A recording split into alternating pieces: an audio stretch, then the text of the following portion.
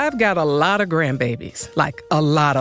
And when it comes to finding a gift for each of them, it could add up. But this year, while I was making my way through Walmart, I realized I don't have to spend a lot to get the gifts they'll love. An OPI mini mani set! I'm gonna do so much nail art. Oh yeah! A Lego set! Might own a Walla water bottle! Ooh, and that's just half of them. Shop great gifts they're sure to love for $25 and under at Walmart. This episode is brought to you by Indeed. We're driven by the search for better, but when it comes to hiring, the best way to search for a candidate isn't to search at all. Don't search, match with Indeed. Use Indeed for scheduling, screening, and messaging so you can connect with candidates faster. Listeners of this show will get a $75 sponsored job credit to get your jobs more visibility at Indeed.com/MBO. Terms and conditions apply. This episode is brought to you by AWS. Amazon Q Business is the generative AI assistant that can securely understand your business data, summarize results, and streamline tasks. Learn what Amazon Q Business can do for you at AWS.com/learn more.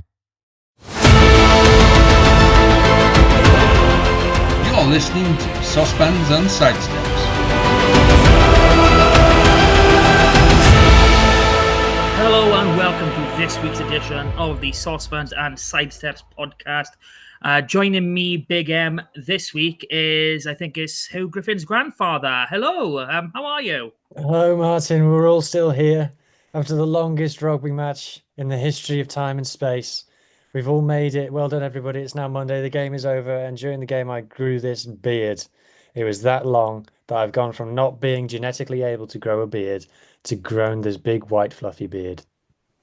To be fair, it does look good. All you need is a red suit to go around, Oh, if people want to see me in my red suit, they can check out the Scrum of the Earth podcast. Really? You're going to plug someone else while we're... Well, you brought it up. I did not! Yes, you did. Terrible. Absolutely terrible. Anyway, we have a little something to discuss this week.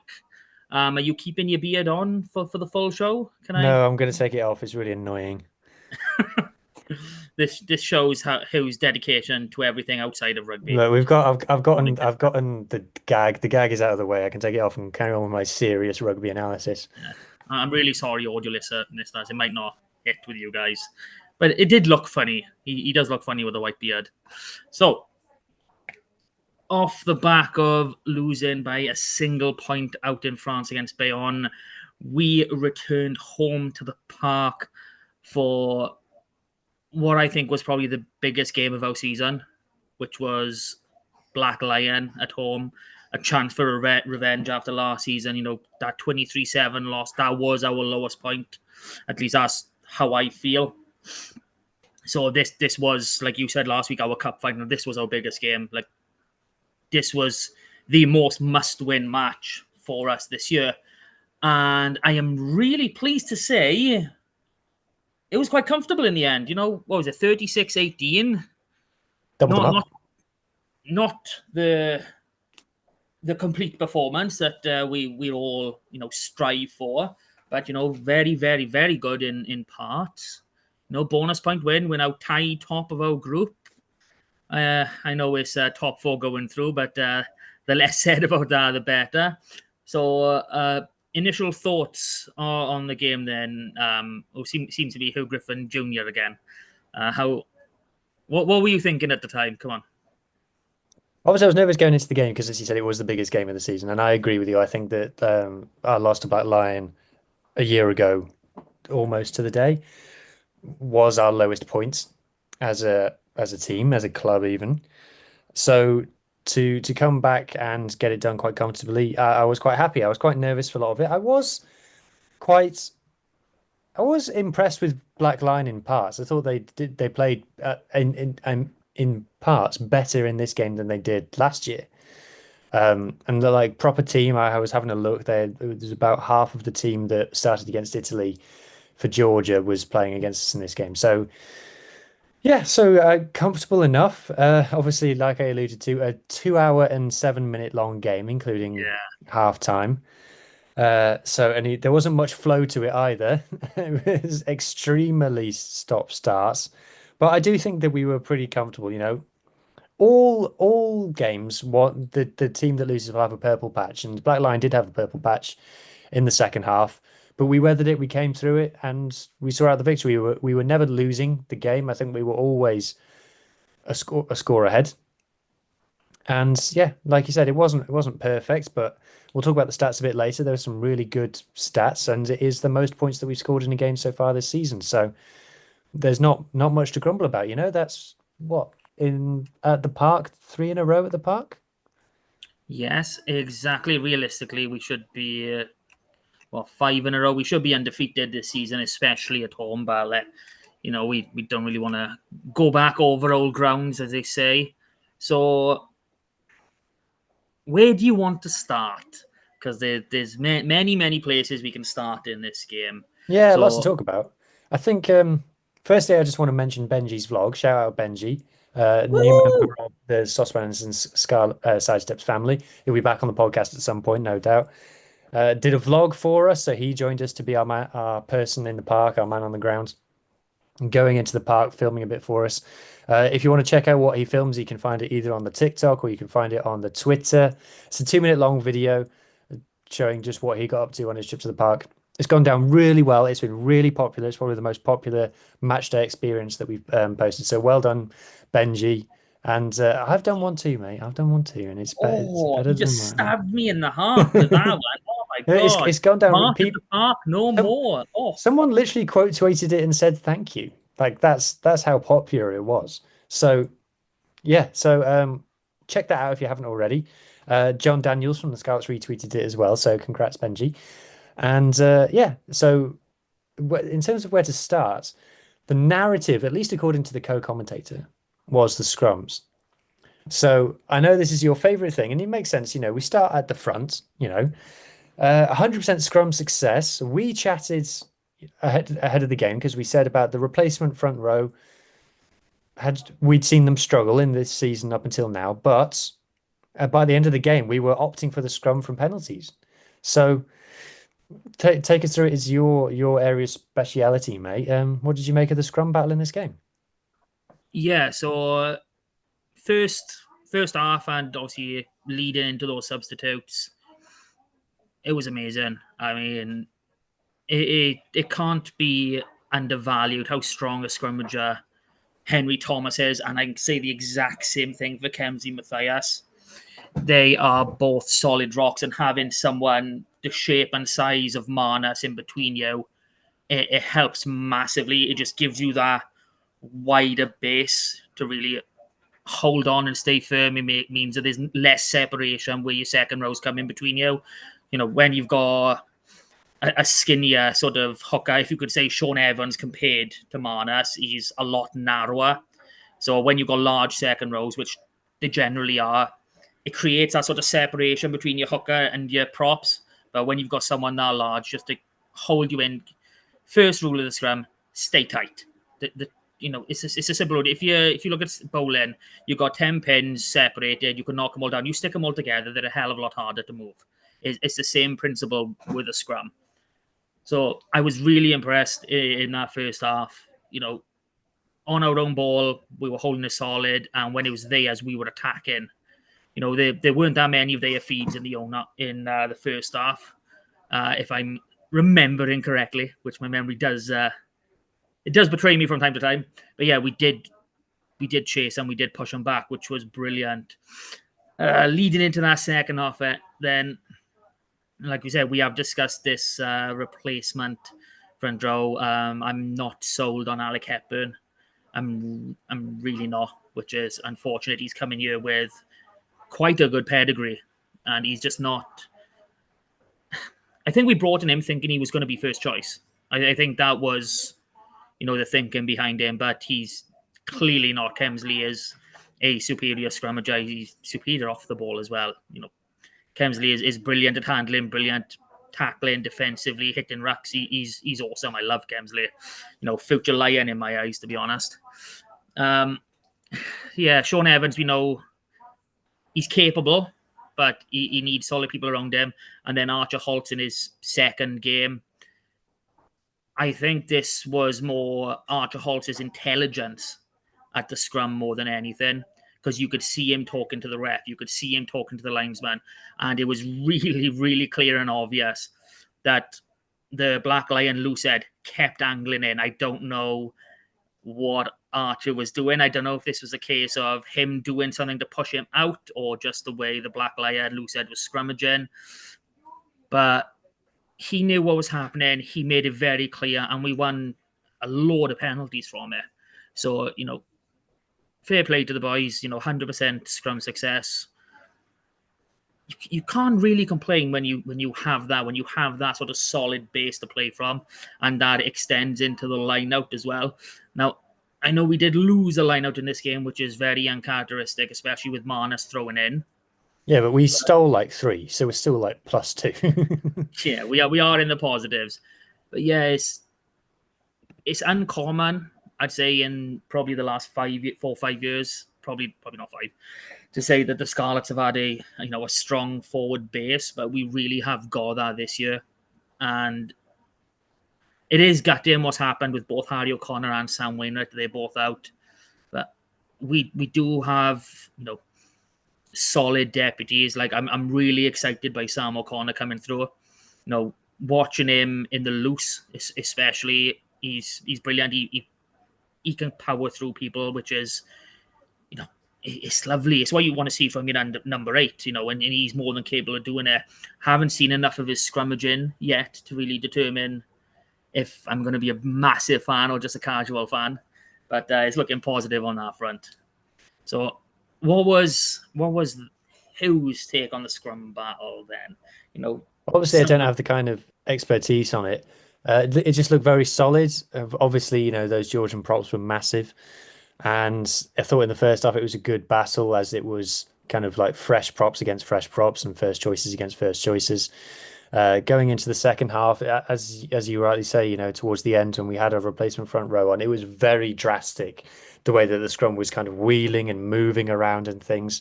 I saw that Archer as well was complaining a lot with like he was, I don't know what's the word, headbutting. I don't know what the actual scrum term is, but he was making it clear that he couldn't get his head in between their hooker and loose head.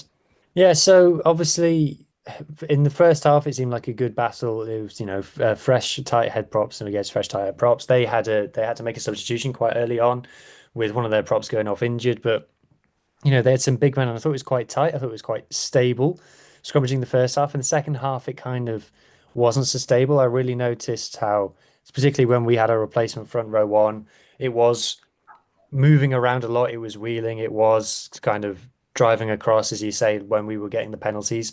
I did notice Archer Holtz was, I don't know what you call it, but it was like headbutting. Like he couldn't get his head in between their loose head and their hooker.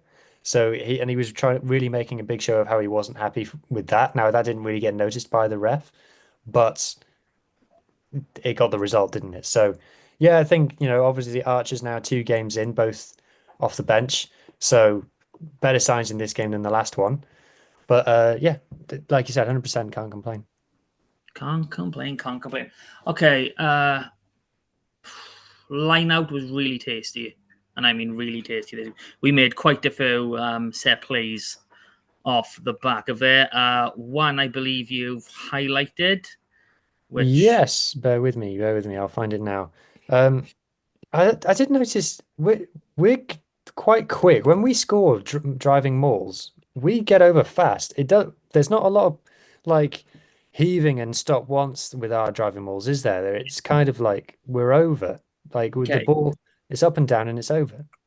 Yeah, this is something that I've noticed, especially because of McLeod being there. Obviously, jumper goes up, takes the ball, comes down. You transfer it to your first man. Now, usually they'll end up going back again to the hooker, and that's where you normally get to see your stop-start.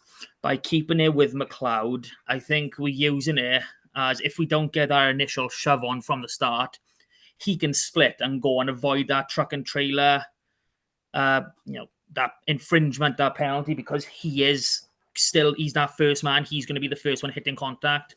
So I think it's quite a smart play from Albert Vandenberg to try and keep it with him. I know you do see Marnus trying to rip it back, but it is quite smart when you know that you're either going to go fast and get over, or you're going to want to split more or less within the first second or two. So trying to avoid truck and trailer when that ball is at the back is damn near impossible if you're gonna split off. So it's really clever. I do like it.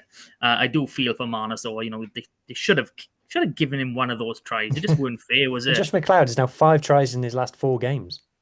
I know, he's really chasing Cowdo down, isn't he? Yeah, he might be our top try scorer now. Obviously, Cowdo got another one in this game. So the move that I kind of want to highlight in terms of a sort of open play move. So this is one for YouTube. So I've got the clip up here.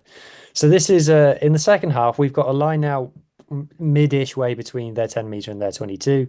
And what they're going to do is they're going to throw the ball over the top. So they set it. It's very convincing. Someone jumps, but it goes over the top to Eddie James. Eddie James is wearing 23 here. So Eddie James, you can see, is already turned. So you would normally think if Eddie James is getting the ball off a line out, he's crashing it up. He doesn't do that. He's out the back of the door pass to Costello. We'll talk a bit more about Costello in a minute. I thought he had a fantastic game. Yeah. So he gets the ball here, and he's running sideways now. So this is something we've spoken about a lot on the pod, is the Scarlets are happy to run sideways in order to get those mismatches, in order to run towards the space. So they do that here. Now, for me, the ball's gone out the back right. Joe Roberts could do a little bit more to sell it here for me. If you just look at his body language, he never puts his hands up to receive it. He's running the line and he's kind of fixing the man. And Sam Costello's looking at Joe. If you look at Sam Costello's eyes, he's looking at Joe and passing out the back. So it's the eyes of disguise.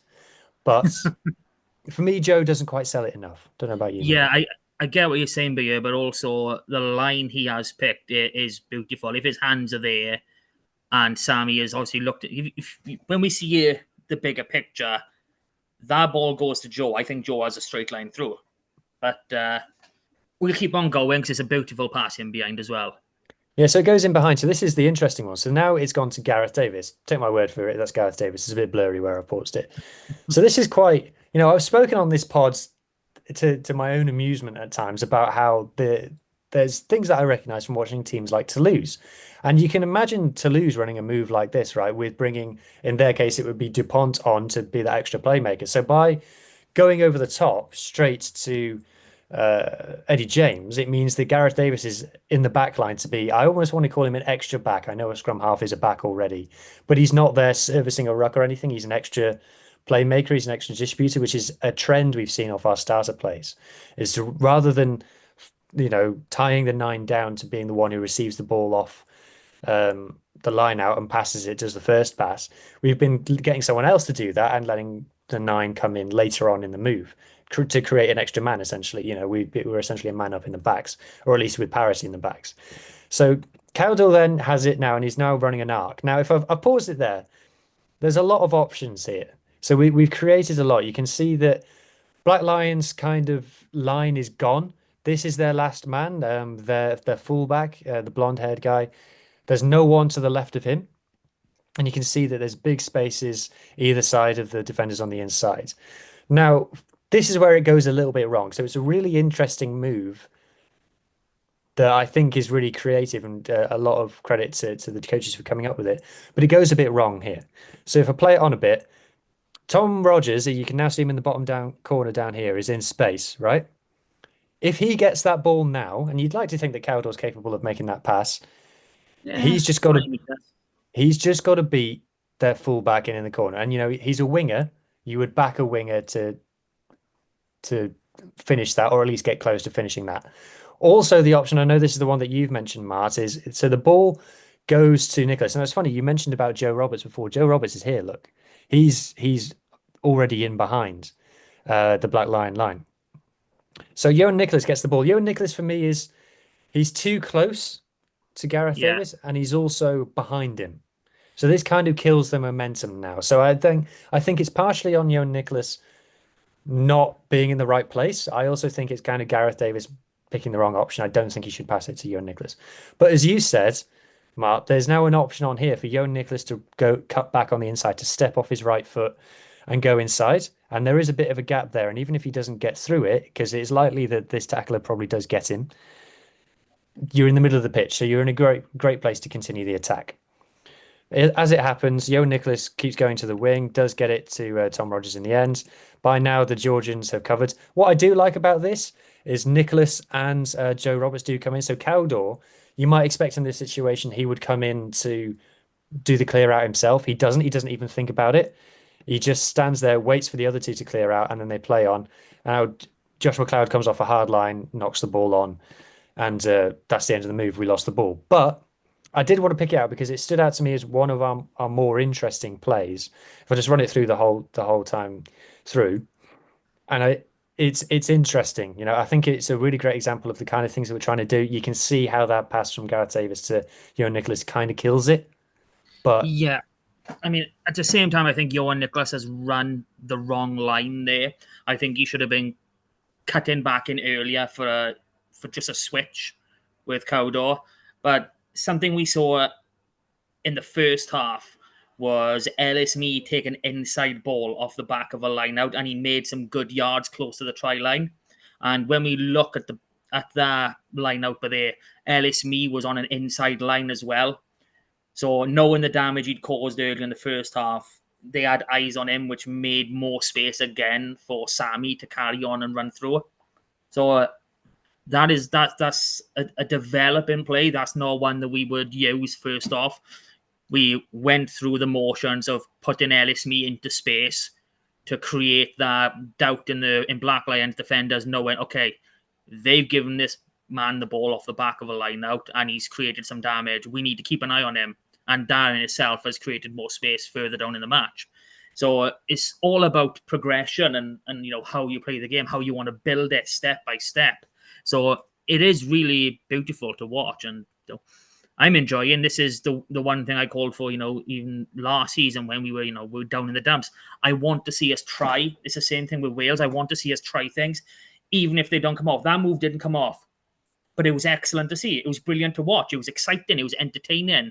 This is the type of rugby I think people enjoy watching more than anything else. If you're not going to win, be entertaining. But we won as well, which is great. Yeah. So I'll just go into the stats there because obviously this is our biggest win of the season in terms of points scored, and I think that's reflected in the stats. So the possession map, which is one of my favorite stats, which I'm showing on the screen now, kind of you might think like, oh, well, it's a bit not very much in their half, but it tells a bit of a lie the way that the graphic is laid out, because we've actually got 57% of our possession in their half, which is something that we see a lot when Costello plays 10, is we play in the opposition's half a lot. Interestingly, in this game, Gareth Davis is the top kicker from hand in the URC so far. He only kicked 4 times in this game. Sam Costello was the main kicker. We kicked off 10 in this game, which again is probably horses for courses. So when Sam's in the team, he's obviously your traditional 10 compared to Johan Lloyd, is a bit more unorthodox, and maybe plays him. Also, interestingly, Joe Roberts kicked 3 times in this game. Now, his kicks went a bit wrong. I think 2 of them went out on the full, but he's obviously a left-footed kicking option. So that's obviously something that they've consciously gone as well. Okay, Joe, in certain areas of the pitch, you're kicking off the left foot. Blair Murray's also left-footed. So for us to have 2 left-footed kicking options potentially in the team is great. That's good selection. That's good recruitment. It's what we've had for years with Foxy and Steph Evans. Both left footers, both can boot the ball. Is one of the things we always love to talk about Steph, is the amount of time he kicks the ball away. But having those options is brilliant. It probably helps Joe Roberts defensively as well, because I was talking to a coach who said that most tries are scored on the left wing in rugby because people are right-handed and right-footed. So they're obviously passing right to left. That's your stronger hand doing the pass. And also you're stepping off your right foot. But if you're left-footed and you're defending that way, you're actually, in order to make the defensive action, if you think from a defender's point of view, you're going left to right. If you're left-footed, you're stepping off your stronger foot. So that's probably helps Joe Roberts defensively when he's making up that space as well. So it's, just little details like that I find quite interesting. Are you still with me, Mark? Yeah, you love my my take on second rows in the scrum. Then, if you like in opposite-footed players. All right, we'll come to that in a second, though. So carry on with these stats. So Black Line, nearly called them Georgia there. Black Line had the better of the possession stats and the territory stats. I think we've learned that the Scarlets are a team that like to play without the ball, or not like to play without the ball, but are comfortable going long spells of the game, not in possession. And then, set plays, like we said, 100% scrum win, 94% line out win, but in real terms, that's one line out loss. So wouldn't worry about that. More importantly, we limited them to 76% line out win, which I think is a win for us. It wasn't just a case of them losing, like messing up their throws. We were taking lineouts off them. Also, I don't know how 60% of six works, but we took at least two scrums off them. Take my word for it. Attack. Now, I'll come back to the attack in a moment. Turnovers. So a bit of a negative. We've conceded 20 turnovers in this game. It's too many. We need to tidy that up now. We'll talk about what may have contributed to that in a minute, but let's just say it was a bit of a free for all out there at times. 15 penalties conceded, same as Black Lion. I think it helps that, let's be real about it. Black Lion had a bit of a discipline explosion at times in this game. So that helped us, it just did. Defense, 87% tackle success. Normal, nothing to write home about. Total kicks, 19. Now that is low for us. That is low for us this season. Obviously, last season that would have been normal. This season, that is a low figure for us. Now, I think that comes down to where the action areas ended up being. So I'll just take you to some of the kind of more interesting attacking stats now as the final bit. So, graphs. So we ended up with 8 line breaks and 13-22 entries. They're as high as we've been all season. So you would expect that, arguably a lower level of opposition that we'd come up against in the URC. We scored a lot of points. We've got good attacking stats. It all lines up. 98 carries, so less carries than them, with 185 post-contact meters. So over 2 meters, 2 meters-ish per carry. Not amazing, nothing to write home about, pretty normal. What's interesting, though, is 65% of our rucks under 3 seconds, so fast ruck speed, and only 59 rucks in the whole game, which is low. For people who don't count rucks, anything less than 75 rucks in a game is on the low side. Black Lion have had 90 rucks, we've had 59. And for those 59 rucks, we had 147 passes. So as a rule of thumb, 3-1. Anything more than kind of 1.6 passes per ruck is like high. Like New Zealand in the Rugby Championship were on 1.9 passes per ruck, and they're known as a team that passes it a lot. So we are well over, we're getting on for 2.5 passes per ruck. So this is something we spoke about on this podcast before. We're not interested in phase play. If you think about the Irish game plan of phase after phase after phase, grinding teams down long periods of possession, you're not going to see that from the Scarlets. Now, we are capable of doing long periods of possession. If you think to our try against Glasgow was 20 phases, but that was all like in their 22. We're not going to do that from a long way out. That's not what we do. So yeah, that's just a feature of our game, is that we're happy to have long phases without the ball. We're happy to keep the ball alive, pass it wing to wing without many rucks. So that's kind of how we play.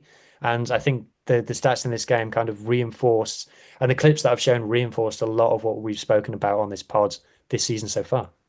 Yeah, I mean, I think you can really say that we are the opposite of the Irish model, but with the same goal, where they look to tire bodies out with physical contact.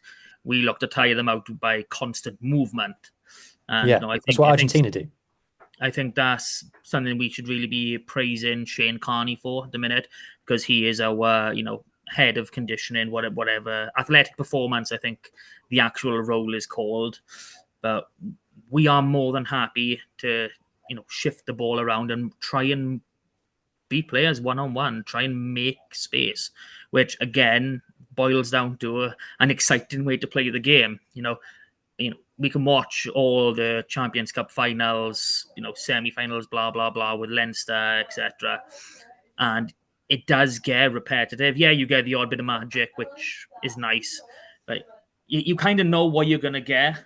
I mean, at least with this card, You know we're going to run, but you don't know where we're going to run. You don't know where we're going to pass. You don't know what we're going to try. And I think this game was massive for that because you saw quite a few new moves that we haven't seen previously. Yeah, I want to hear your footed thing on the scrum before we move on to talking about star players. Basically, obviously, you've got a left lock and a right lock, you know, a loose, a tight, or whatever you want to call them. So when you're setting up, obviously, you've got your front row in there, your second row's coming in. And obviously, as you were setting up for that engage, everyone pushes off together. So more often than not, you'll have one foot in front of the other going in. They want you to try and be square, but very rarely happens. So if both of you locks are right-footed, they're going to be predominantly pushing through their right foot of their body. So all that power is coming through the right side. So both of them are going to be pushing in the same direction. So if you've got, I want to say the number 5, the right side is a right footer, and your number 4 on the left is a left footer. That power is pushing together through the middle. It's just a balance thing that I learned through play. I think it was youth rugby when I first was really told that it's something to really look for. When we did eventually find someone who was left-footed, you can feel the difference. Like it's not strength, it's not weight, it's just where that power is coming from. If you've got one left-footed lock and one right-footed lock, you just put them in the right position, and the natural flow just comes straight through you. It's really nice. It's like you said, there's little things in the scrum that really make the difference. It's not weight. Weight helps, but it's not a massive contributor. Strength as well. There's only so much strength you can have, and then an extra 5-10 kilos on a bench press or squat, whatever. It makes minimal difference. It's all about getting your techniques and the mechanisms of the scrum working together. So, and that's we're talking about where they say squeezing in, having less gaps in between players. Having same height of front row as well. If you can get a front row that's within 2 or 3 inches of each other all the way across the board, helps massively. It is unreal. Even if when I was playing youth, I'm 5'8", so I like playing tight. Our hooker was 5'6", but our loose head for most of the season was 6'3". So it was me and him, and then it was like that. So he was huge. He was like 23 stone. He was an absolute beast. Tiny, his name was, as you'd expect. But going into that scrum, it never feels quite right, and you're always up against it at that angle, and it never looks right. We brought in a smaller guy, literally weighed about 13 stone. He'd only played, I think, only a season, but having that alignment in that front row, it helped massively. And no disrespect to Tiny, he was a brilliant bloody player, but you can find places for players, especially at that age. Because we had a massive lock as well. It was basically the same size as him, but he preferred playing behind. He didn't like it up in the front row. So you just shift players around, which is brilliant, and what you can do at youth level. You can at club level, senior, but you won't see it as much. In the professional game. I know we have number 8s converting to hookers or even props even. But it's something, it's just another one of them things that you can look at especially when you're recruiting. You look at the physical profile of what you've got, what will work well with that. Same as, it's why I don't think we've seen a lot of Will Davis-King with Cardiff. He is such a huge man compared to the others. When Rhys Carey was here, absolutely perfect because you had 2 really tall props. But now he's got no one opposite him that's even close in height. And if you're starting Liam Belcher, it just adds to that. So, yeah, there's just a lot of little mechanisms that can work for you. You can make it work. I know you like scrums, Martin, but this is the Scarlets podcast, for God's sake, and there's quite a lot of scrum talk for the Scarlets podcast. You asked. I know, because I am interested, but I've got an identity crisis going on here. Let's talk about some flashy backs then. So players who had good games. Johnny Williams is in career best form, as far as I'm concerned. Excellent player. Obviously, we're a couple of eyebrows raised when Eddie was on the bench and Johnny started, because we obviously Eddie and Joe is kind of the future and things. But Johnny got his try, just doing what he does. I thought he was great in this game. Like I said, career best form. Who else played well in the backs? I thought there's one guy who we'll talk about who I'll come on to in a second. Sam Costello, I thought was fantastic in this game. Oh. He had a great game. He was the coolest head out there. It was a very hot-headed game from both sides at times, but he was the one who kept his composure the whole time. He got 5 out of his 6 kicks, and he got a lot of touches, and he engaged the line a bit more in this game. He's looked a bit not slow, but he's looked a bit hesitant ball in hands lately, and there was none of that in this game. He looked a lot better. So it was good to see him close to his best in this game, I think, for me. Yeah, 100%. I really enjoyed watching Sammy in this one. I literally was watching the game. I think it must have been around the hour mark, and I was just looking because the camera paused to him, just playing as he does, and the way he's just screaming. He is a general of a 10, and I see that side. I see that side of him coming back. I will openly say Sam Costello has not played close to 100% since the back end of the 22-23 season. And I think right now we're seeing signs of that player coming back, which is amazing. And people, for some reason, people get their backs up about 10s in Wales, which, we've all got a bad history of. So I'm looking forward to him, showing those people what he's capable of again. And I have to say the word again because he's already done it more than once. Yeah, I think is the other player you wanted to come on to was it Ellis Mee, maybe? It was. I just want to quickly shout out Marnus van der Merwe, signing of the season, sensational player, and I'll mention my other player in a minute. But Ellis Mee, let's go to Ellis Mee then. So I got his stats by year. 80 minutes, 89 meters. So for people watching on YouTube, I signify when they were top for the team with a little medal. See? Gold medal. And you can see that he's got quite a lot of medals next to his stats. So 80 minutes, 89 meters, which is the most of anyone in the game. 10 carries, surprisingly not. But we said we like to play without the ball, so that means you're not going to see crazy high carry numbers for players. 10 carries, 7 passes, 5 defenders beaten, most in the game. 2 line breaks, most in the game. 2 offloads, most in the game. A try assist. 0 turnovers conceded, 0 penalties conceded, also 0 tackles attempted, according to Rugby Pass's stats. Now, if you did attempt one, Ellis, I'm sorry, it's not my fault. The tackle counter on Rugby Pass said that you didn't, but I'm not mad.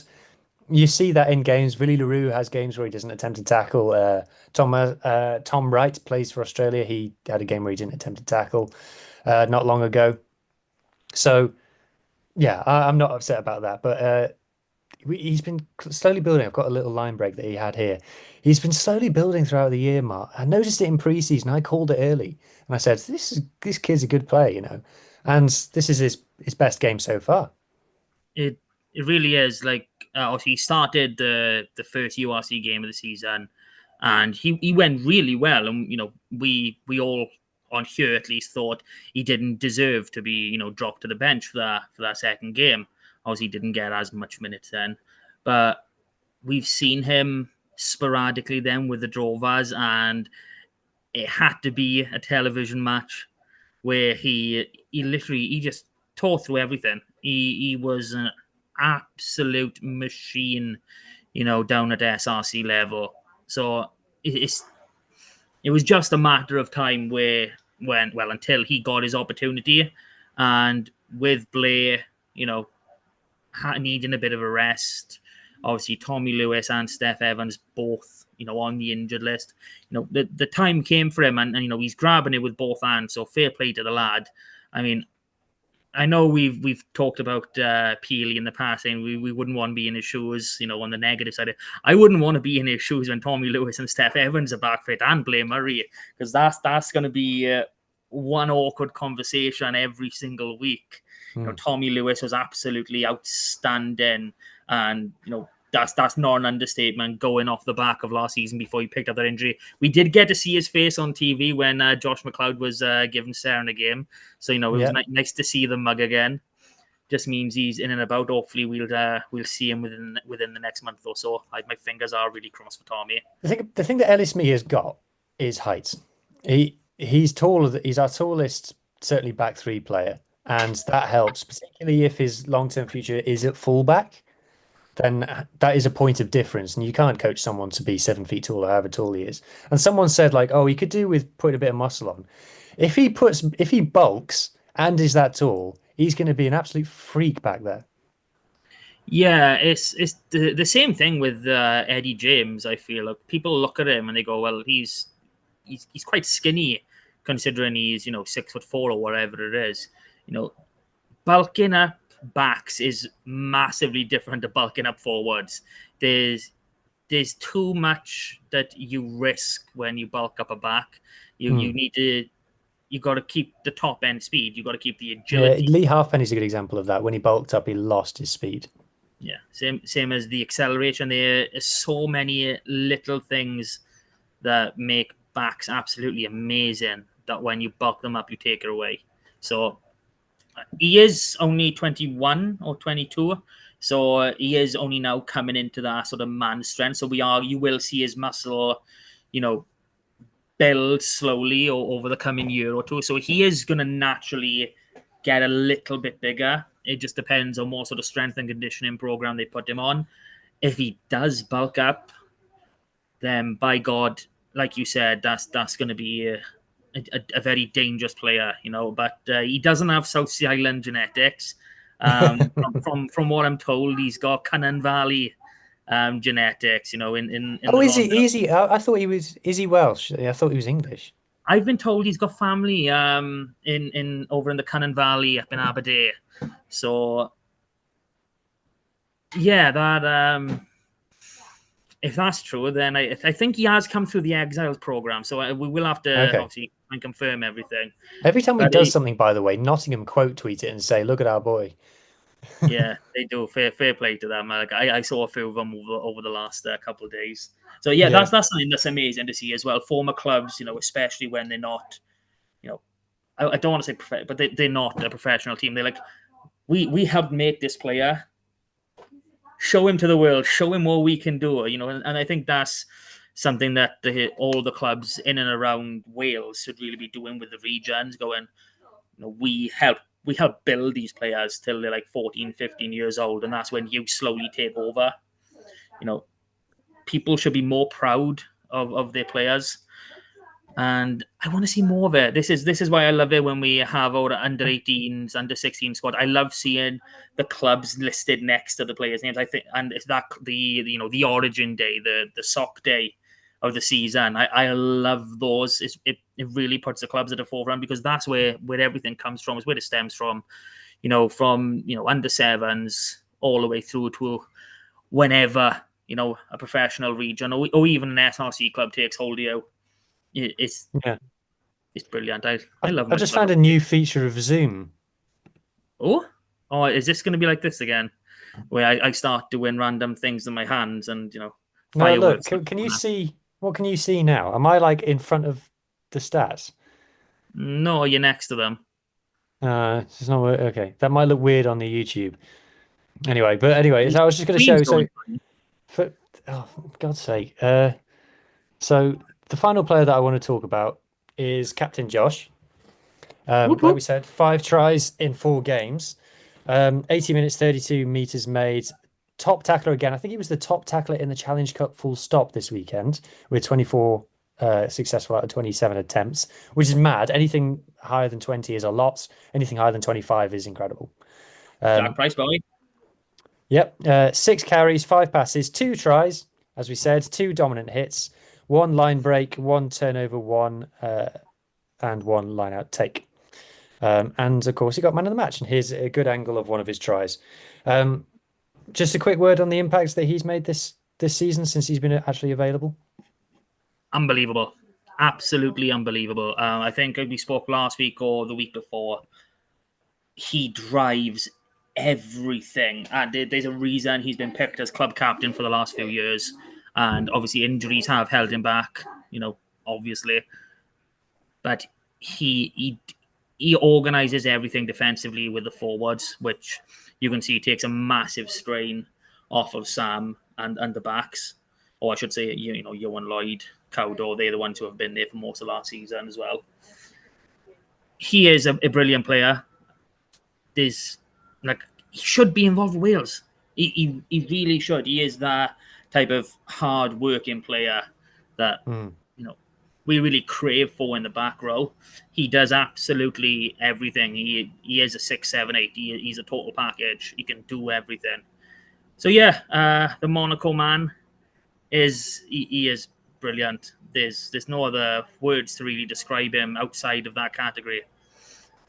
If we could have 8 Josh McLeods in our front row, in our pack, I think they'd all do a massive job. That would be a good pack. One thing that we need to address, and we kind of jokes about it at the beginning of the show, was the 2-hour, 7-minute long game.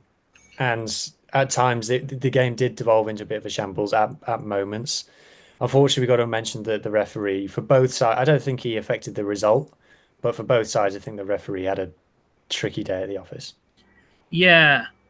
Oh, Christ. There's just so many issues. If we just look at it from our side, I mean, I feel as though we were denied 2 tries. I don't see nothing wrong with the Fafita solo effort, and I think the Huw and Nicholas incident should have been a penalty try. He says on the shoulder, if your arm goes over the shoulder, that's called a seatbelt tackle, and you get penalised for it. So it's a weird one. But then the amount of times they went to the TMO for silly things, And well, not for silly things, but the time they were taking with them. Yeah, it was taking a ridiculous number of replays for them to come to a decision when it was like quite clear, and it was literally just watching the same replay over and over and over, and what are we looking for?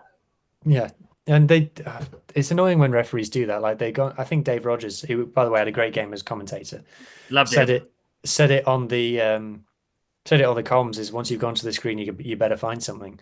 And I think it got to that for a few moments. There was a period of like 2 minutes, or 3 minutes at half time, like at the end of the first half, where it was just a free for all. It was just chaos out there. There was the breakdown was the Wild West. There was no control, and it was the same for both teams. So I'm not complaining that we were done harshly by. There was hands going in there. There was people having 2 goes at it. There was people like the ball going out, then going back in again. Like there were some line breaks that came after penalties that absolutely should have been given but weren't. Yeah, so it was we love rugby, but watching the same rugby match for over 2 hours, something should have clicked. That something had gone a bit wrong. Yeah, I mean, I was kind of lucky on this front. Now, I know I celebrated last week because I thought my daughter's birthday party was the day before. It appears that my mind was right all along. The party was the same time as the game.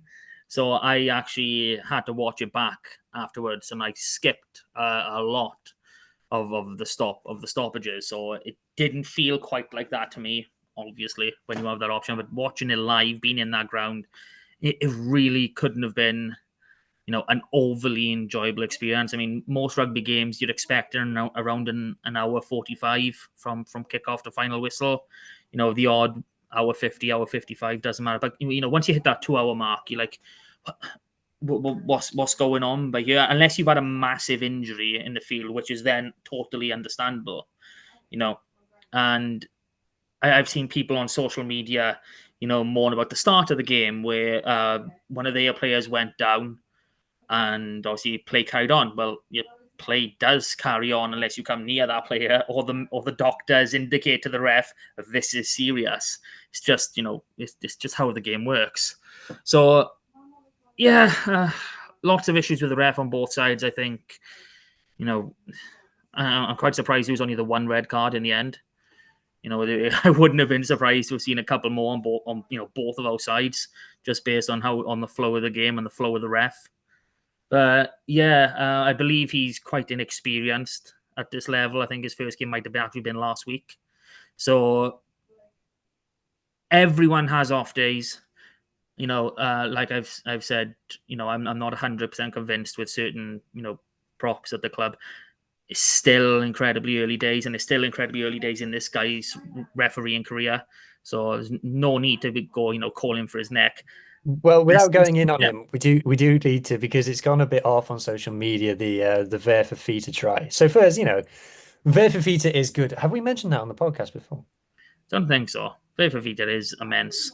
Yeah, we should talk about him more. But yeah, so Ver Fafita scores one of the greatest tries I've ever seen in my life.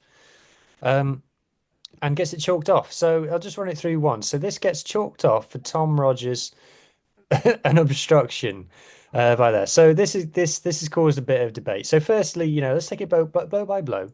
So the first thing that people are saying is that Vefita should have been penalised for jumping the tackle. No, he's not jumping over a player. That's completely different. In my eyes and in my interpretation of the law, he's not jumping over the player in front of him. He's not jumping into a player in front of him. Yeah, it's not that you're not allowed to jump. It's not you're not allowed to jump over someone, and it's a grey area of a rule anyway. The intent of that rule is if someone's like bent in front of you to make a traditional tackle, you're not allowed to hurdle them like a leapfrog. That's the intent of that rule. So for me, play on this one. Then further comes up, the number 11 comes over to tackle him, tries to tackle him with an arm, with his arm, and Verfita says, "Thanks for coming. See you later." So I've got to say, are you able to rewind that a second? Yeah. So can we just pause it just where it was, if it'll go, just as he comes in? Yeah. There. That is absolutely perfect tackle technique. He has done everything right. He has gone low. He's got his head in the right position, which amazingly a lot of professionals can't do 100% of the time, or even 80% of the time, we should say. He probably could have, positioned his legs a bit better to push himself into it, but I want to emphasize how good Black Lion are here, and technically they are a very, very good team. It's just like Dick Cockrell said, constantly they need a better platform. They need a better league to play in to really drive these standards. Because say that boy had been playing in the URC for 2 seasons, I think he makes that tackle, no doubt. So Fafita says, "See you later." So this is the thing. So this is the moment. So this is what the try gets chalked off for, is for this obstruction. So I can kind of see it and I can kind of not. So Fafita has pushed Tom Rogers into the Georgian player. So I can see why it's given as obstruction. I can see it.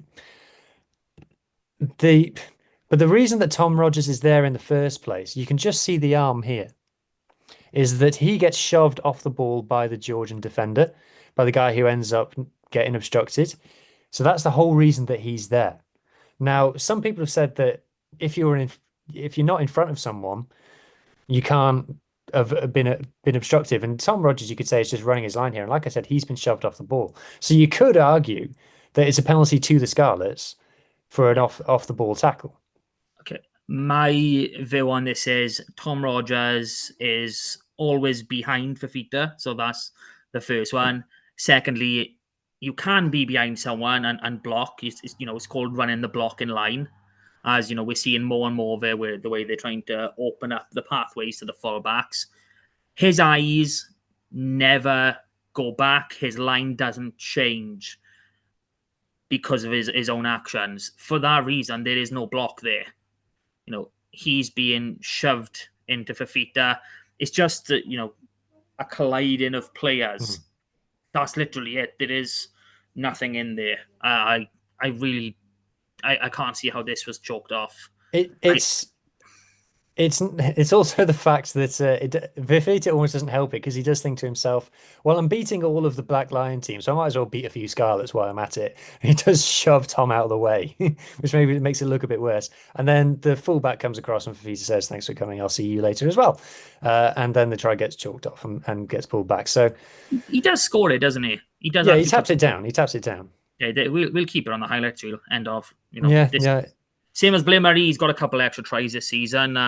Ellis Mee's got an extra one. That's something we need to talk about as well. We are becoming more and more adept at holding the ball up over the line. Yeah, 2 more hold-ups in this game. God. This isn't luck. People call it. It's not. This is a tactic. This is what we do in training. We are training hard on holding our ball up over the line, and by God, we're doing it well. All right, then. I think we've talked about that game to death. One Yes. player that I do want to mention, though, friend of the podcast, getting his first ever try for the Scarlets, Archie the Falcon Hughes. Archie! What was that? It's a falcon. Oh my God, a disabled falcon on the show. Oh my God, or should I say a falcon with additional needs? I'm not too sure. But either way, no, we love Archie, and I kind of agree with what they said after the match. He did pick up the tempo. He did put I like to his see own him come on earlier. him. I like to see him getting 20 minutes instead of 10. I'd like to see him getting 30. Obviously, it depends on the balance of the game, and quite frankly, if we're fast forwarding a little bit further in time, if we go, what's it now? It's the 16th right now when we're recording this.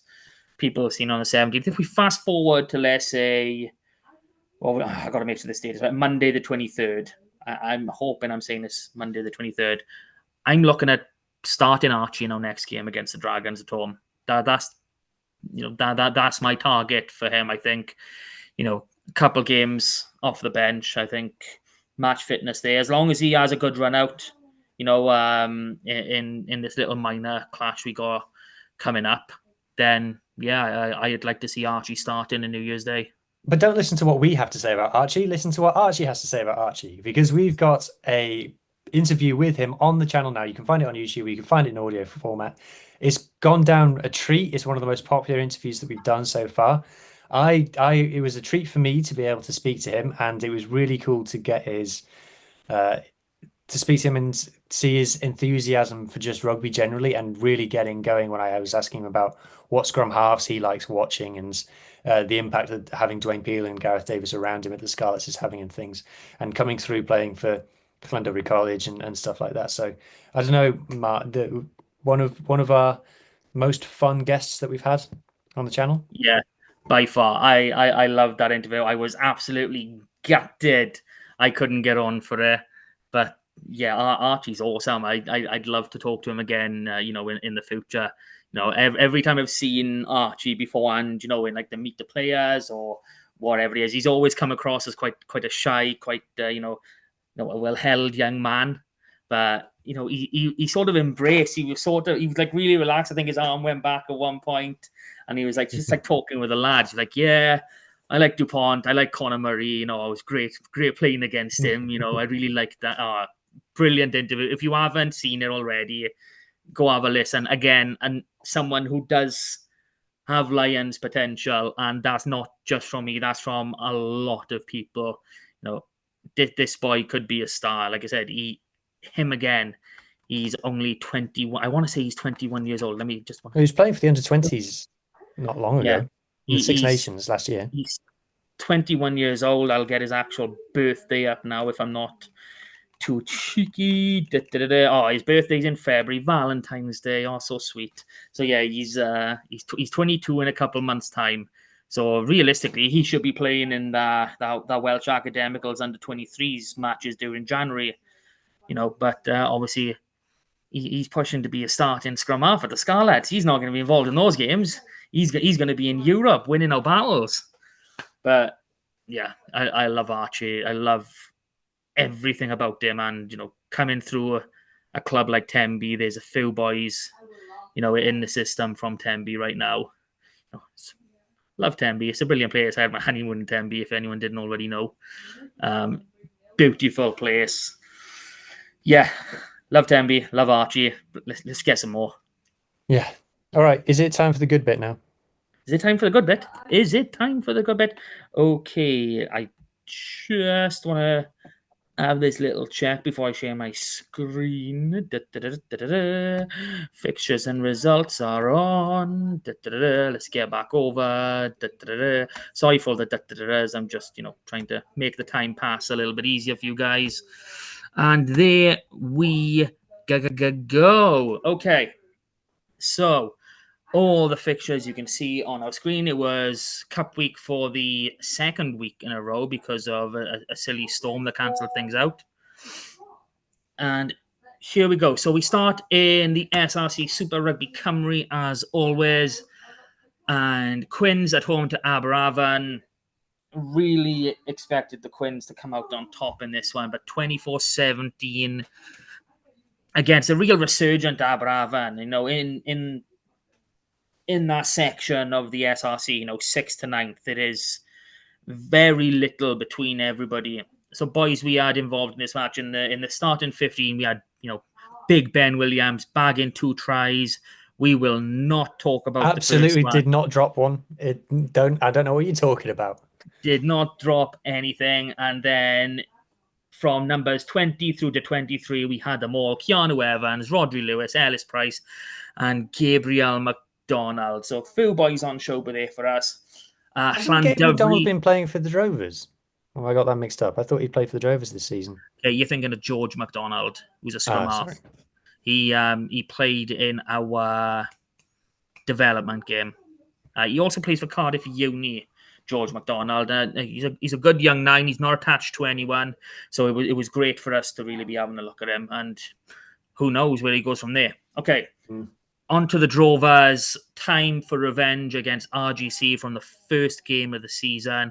And they just about done it. And I have to say just about, because it really was a tight clash. 31-23 in the end. For the boys we had involved, we had Morgan Jones and Ed Scragg in the row, and we had Jack Davis. Oh, my mind's gone blank. I believe he was on the wing. I'd have to check my other spreadsheets to see this. But yeah, those 3 boys all started. So, you know, great to see. We're coming into the Christmas double headers now. So this coming Saturday, Carmarthen Quins are travelling to Llandovery, and then we will see the reverse fixture a week later at Carmarthen Park. Now, I've openly said this to the clubs. Why not move that 28th of December game to Boxing Day? You know, we don't have a Boxing Day fixture. It's an opportunity, you know, for me to maybe bring in a few extra people into the ground, especially being in Carmarthen. It's not that great of a distance from Llanelli as Llandovery is. So I think that's an opportunity there for those clubs to really look at. Okay. It would be cool. It would be cool if they moved that to the park or something. That would be... Oh, moving to the park might be a bit too much, but, you know, Carmarthen Park is, you know, it's easily accessible. You know, the A48 is there for a reason. Let's use it. I'd just like to see them try it one time. I'm just interested to see how that would go. That's all. I'm just curious. What? At the park? Yeah. I think if we'd done it as a joint thing, then I think that could be absolutely amazing. But yeah, we'll that's a conversation for another day now, really. Yeah. Okay. Into the greatest part of Welsh rugby, the proper community game. No money exchanges hands officially. Championship Cup quarterfinal. Llanelli Wanderers absolutely walked over Kenfigil 72-17. They're in the semis. Upper Wands. Come on, boys. Division 1 Cup. All these divisional cups now are around the 16s. So Aberystwyth going down 18-21 at home to Hendy. You know, well done to Hendy, you know, for this win. But, you know, I actually expected Aberystwyth to pull this one out being at home. Tenby going down 24-19 away to Bridgend Athletic. Really gutted with that one. Tenby having a great season, as we all know. So just Hendy left in the quarterfinal round of this one for us. Division 2 Cup, Brynaman just losing out 16-23 at home to Caerphilly. Lampeter 38-36 losers away to Cardiff Quins.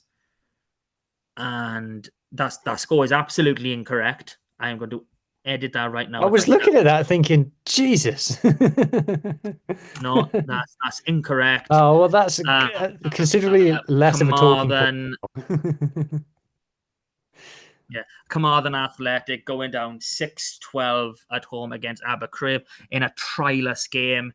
So that means the Division 2 Cup doesn't matter anymore. We can throw that in the bin. Who cares about it? Blah, blah, blah. We didn't care about it. Division 3 Cup, Llangadog winning 25-7 at home against Pontyberem. Cardigan awarded the walkover over Newtown. which is a bit of a disappointment at this stage of the Cup. And then to Croyce winning 25-19 at home to Aberaeron. So Llangadog, Cardigan and to Croyce carrying that flag into the quarters. 3 of the 8 keep it going. Division 4 Cup, Newcastle Emlyn Dreigiau going down 15-26 at home to Neyland. Llandibby losing 20 points to 8 away to Llaneleth. Pontyclun beating Narberth Athletic 26-19, and Crymych Tyrw going down 31-17 away to Tylerstown. The other game here, which is Ferndale at home to Trimsaran, it was abandoned in the 73rd minute, if I'm remembering correctly, at 10-0 down. At Ferndale winning 10-0, I should actually clarify that. Don't know the cup rules. I believe in the league, if it's after 64 minutes, the result will stand. So unsure what's going on with that one. Regardless, Neyland is still involved, so we will keep cheering them on through it to the quarterfinals. Okay, into the leagues, unless you have anything extra to add, Mr. Griffin. No, he's gone. No, I'm he's still there. He's still there. I thought he disappeared. Oh, he's waiting for New Doc. Oh, what's he doing? Okay, did they actually play? I need to double check this. Yeah, they did play. Here we go. Okay, in the Premiership, Narberth 30-24 losers away to Cross Keys. Not a great season for Narberth, but they seem to be slowly on an upward curve. Newcastle Emlyn going down 38 points to 0 against Pontypridd. Again, we have to reiterate that Merthyr, Pontypridd, and Neath really are steps and leagues above everyone else in this league. I believe it was only 14-0 at half time, so Newcastle Emlyn were well in it. One of the boys involved was Scarlets Academy member Ellis Payne, who was playing at fullback. And then we got Llangennych losing 26-10 away to Astrad Rhondda. We have Scarlets Academy wing Callum Woolley turning out in this one. Fixtures for this week: lovely derby, Narberth at home to Newcastle Emlyn. That's the bottom 2 of the table, which pains me to say. And Llangennych with the lucky bye. Championship West, we had Ammanford winning 38 points to 11 away to Gysainon. And 2 tries come courtesy of Tian Sparrow, the only back row with a blue scrum cap anyone really cares about. So, great to see him, getting some more game time. And, I'm hoping to see him probably in the SRC Cup, end of January through February and March. I'm really excited to see this kid, really take that step up in men's rugby. Crymych going down 42-5 away to Tata Steel. Tata are resurgent this season, so, I know it's a loss for Crymych, but seeing Tata win after years of being battered is just nice. It's great on the eye. It's great on the ear as well. Fixtures for this week, we got Ammanford at home to Schleswig Wanderers and Crymych receiving the bye. Now, every other fixture we're going to talk about are all results. There are no fixtures between now and the 4th of January for the divisional leagues. So in One West, Barryport won 24-31 away to Pontedilais, and St. Clair's won 20 points to 19 against One Eyelid. Division 2 West, Fishguard 29-13 winners at home against Milford, and Larne winning 41-12 at home to Whitland. Lacher with the bye. But who wants to play Lacher anyway, really? Come on, give them a bye every week for the sake of it. Division 3 West, Llandilo 32-13 winners at home to United. Haverfordwest just falling short 31-28 away to Tumble. 4 West A in the all Pembroke derby. Pembroke won 29-28 against Pembroke Dock Harlequins. Such a nail biter. You couldn't. Yeah, so there'll be people not happy about that. So there'll be people crying foul. What's gone on there? Nobody knows. That's the thing. The boys playing in the match don't know. The ref doesn't know. The spectators don't know. Even Lee G doesn't know, and he probably watched from his back garden. It's just one of them things. St. David's got a bye in this round. Then we go into 4 West B. Binya 39-5 loss away to Fall Bay. Pennebank winning 19-3 at home to Pantavannan. Furness lost 17-8 away to some team that I'm not too sure about. How do you know who they are? Sorry, I'm looking at another screen. Bear with. Oh my God, what is he doing? Which New one? Dot Stars. Come on. Yeah. Oh, only 17-8. Don't get out of bed for less than 30 points, personally. Oh well, we're gonna have to arrange for you to go on a trip down. It is literally a stone's throw from the park, so you'll be happy with that. So it was Youth Cup week, National Cups now, not local cups. They will be coming very soon. So all round twos, WRU Cup, Carmarthen Quins 10-0 winners away to Carnarvon. Lampeter 20-42 losers at home to Am United, and Llandalo continuing on the path to retain their crown. 31-11 winners away to Morriston. Into the plate, Carmarthen Athletic going down 8-17 at home to St. Peter's. Crymych 2015 winners at home against Valley Ravens. And Haverfordwest making the long trip up to Wrexham and coming home 52 points to 5 winners. Oof. That's boys. that trip was well worth it. There's no other words you can say for that.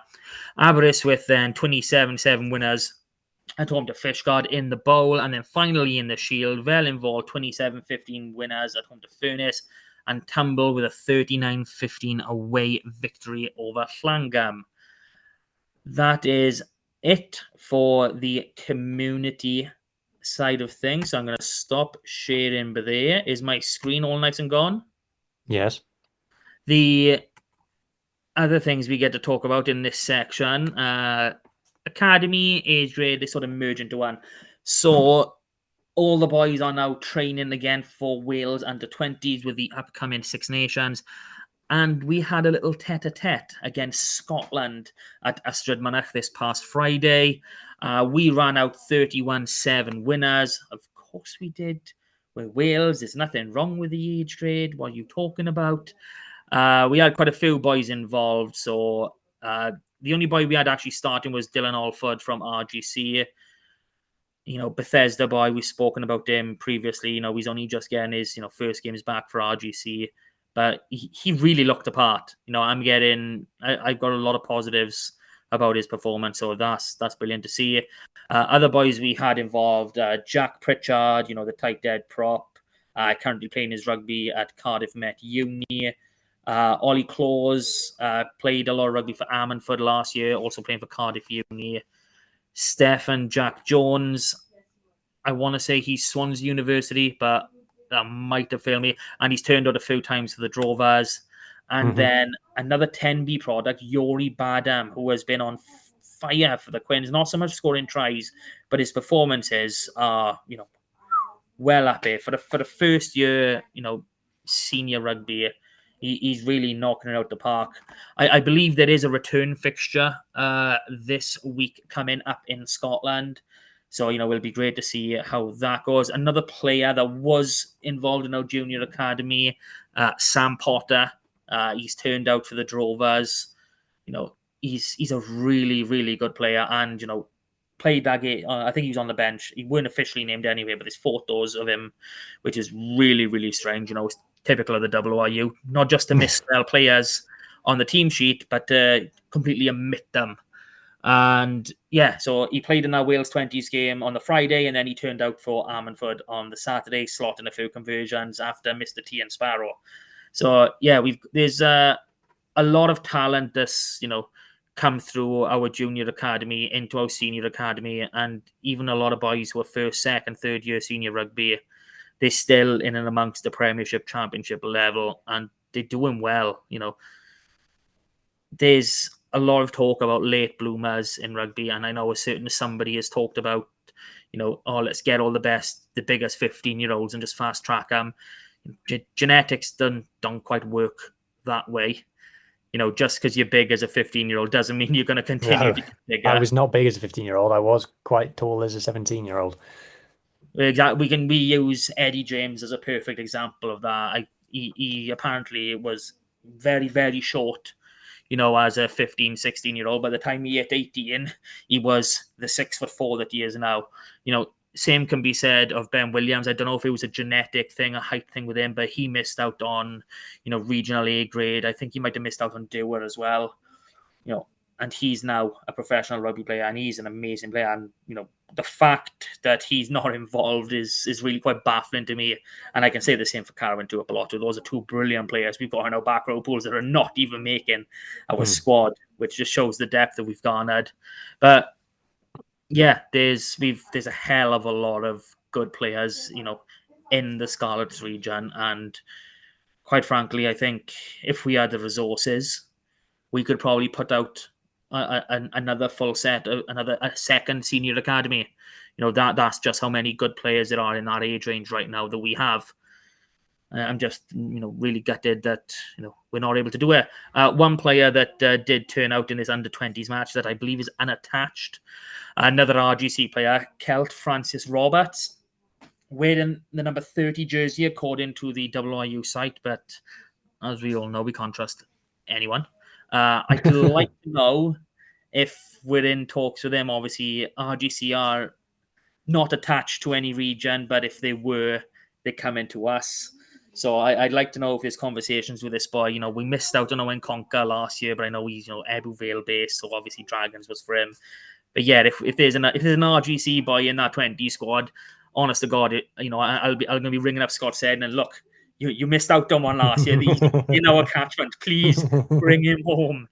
No, but yeah, that brings to close all my academy talk. There's going to be more of it in the coming future because the regional age grade championships are about to kick off, only a few weeks away. I can't wait for all that to start. That's it, Huw. Why are you just chewing a pen for, Bat? Because you've missed the most important thing. What's the most important thing? The most important one, the biggest news, the biggest thing. The whole the Raison d'Etre, the best rugby competition in the whole world, is back. Oh, the best rugby competition in the world is back. I can have a drink for this. I really got to prep myself. I've wrote myself a script and everything. So the Thunder are back. Brithan Thunder. Ooh, look at this. This is a side stacked, and I mean absolutely stacked. It's not quite as stacked as Gwalior. They're a bit more stacked. Shut up, Huw. They don't know that.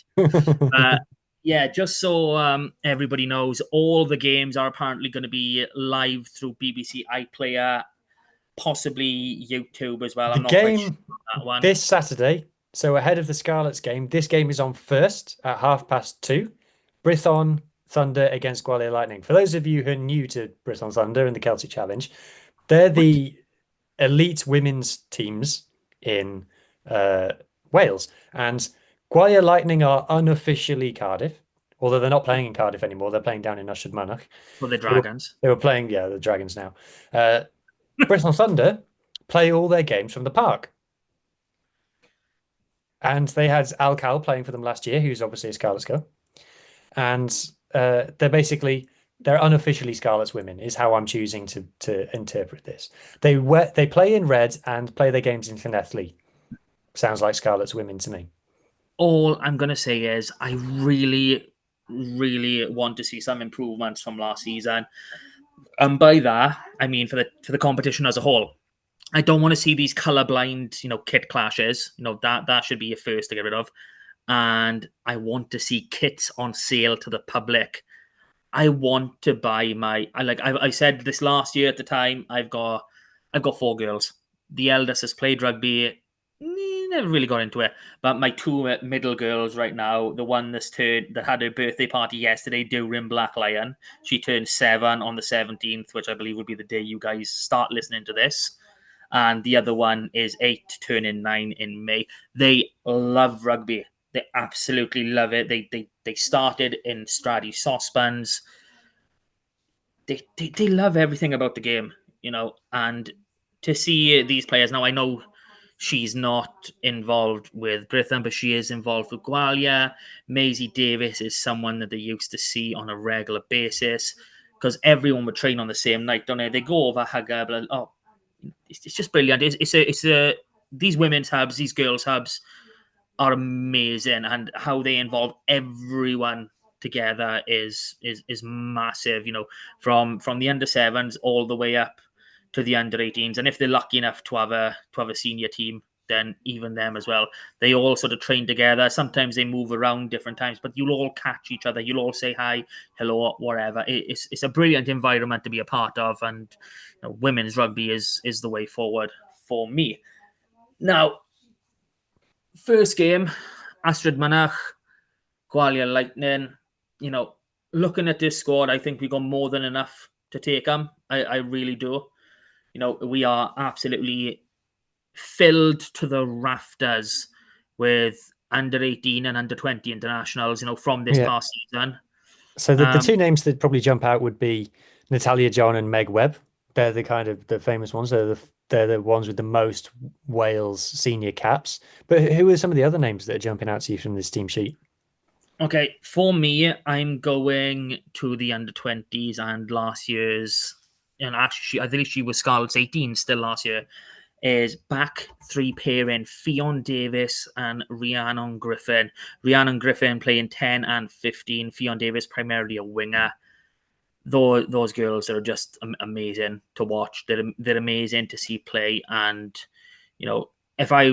Amy Williams was outstanding last year, same as Eleanor Hing. Our back three section is, absolutely outstanding. And even when you look at the options down at Gwalia, if back three is an issue for Wales, then it's not the player's fault. I'm just going to say that out right now. Back three options are unbelievable. I'm expecting, I think Rhiannon Griffin will probably be the first one to really push her name forward, in this back section. Ellie Tromans, she was, a really good addition. Obviously, it was the first year last year, but she turned out really well. If we go into the front now, and I brought this up to you because I was a little bit confused. So last season, Britain had a Lowry Williams, playing on the wing. This year, there's no Lowry Williams in the backs, but there's a Lowry Williams named in the forwards, in the front row section of the list. So I'm believing that that's the Lowry Williams that turned out for Gwalia last year. And I'm assuming the other one is injured, unfortunately. And then we've got Danae Mugabe. I believe that's how you say your name. She was turning out in the backs last year, but she's now turning out in the forwards. So the little things that I'm getting a bit miffed on, something that I think would go a massive long way, is what I've said earlier about, having the clubs listed next to the names. Positions would be, brilliant, because unless you've been following these girls for a good few years, you're not going to know. If I'm going to talk about names that are going to stand out, I think Robin Davis and Jess Rogers as forwards, watching them in the under-20s quite recently, they were some standouts to me. So I'm very positive about this Britain squad going forward. I just want the comms to be, a bit more up to scratch, and I want the jerseys on sale. I would buy a pair of these jerseys for my girls. There's no doubt about that. Like this, I'm wearing the Scarlets current away kit. This is the first kit that I've actually bought brand new ever. I've never bought a brand new kit before, because that's how much I just like this kit. But for my girls, a Britain kit comes out, I'm buying it like that. Yeah. For people who want to watch the games, like Mark said, it'll be on iPlayer, the first one. If they're ever not on iPlayer, they'll be on Rugby Pass TV. It's a 10 rounds.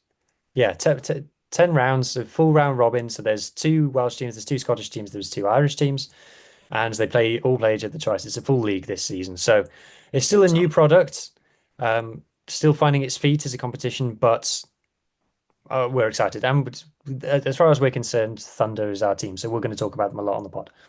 Yes, we will. We will be. We probably won't be going as in detail as we do for the Scarlets, but we will be talking about them because we love them. And they are the unofficial Scarlets ladies until a Scarlets ladies pop up again. Now, do I talk about the other competition? What's the other competition? The lucky giveaway. Oh, yes. Oh, yes.